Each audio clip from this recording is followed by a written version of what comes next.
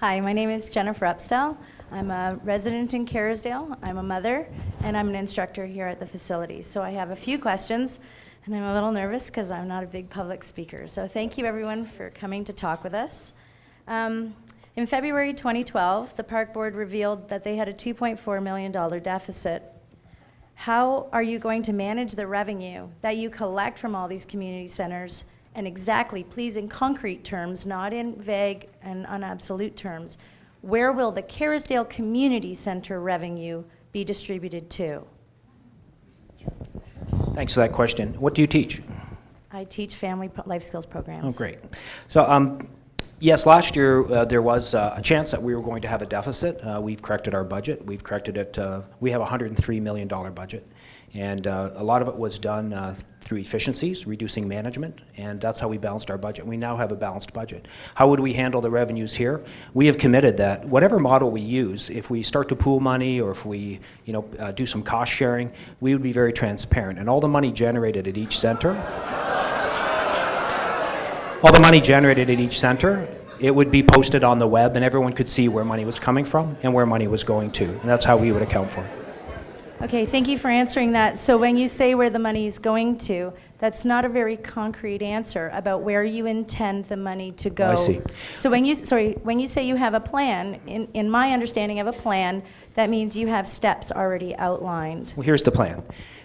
Between all of the community center associations, after you pay all your bills and spend the money in any way you choose, because it is, that's the arrangement, that's the JOA, we have between $1 and $2 million surplus every year. That historically has gone into your retained earnings, and we encourage you to do that for a rainy day fund. And as I said, there's upwards of $15 million, conservatively 10, probably around $12 million that you've accumulated. That's your money. Leave that with you. We have no interest in that money. On a go-forward basis, and we would write that's in the contract that we would sign together, is that is your money to spend, and that you should show a plan for that. But the thinking is that going forward, there's a little extra money in this system that we could, over time, the money that doesn't fund your activities, that is surplus, could fund those have-not community centers incrementally over time.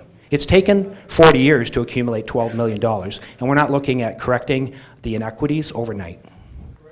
Okay, so when you talk about the money no, I'm not quite done, sir, sorry. Sure. When you talk about the money being collected here by the association, will stay with the association in accordance with this new plan that you're drafting, and that money will continue to be distributed as it has been. I'm confused because you've mentioned that people like myself as an instructor will no longer be employees of the association.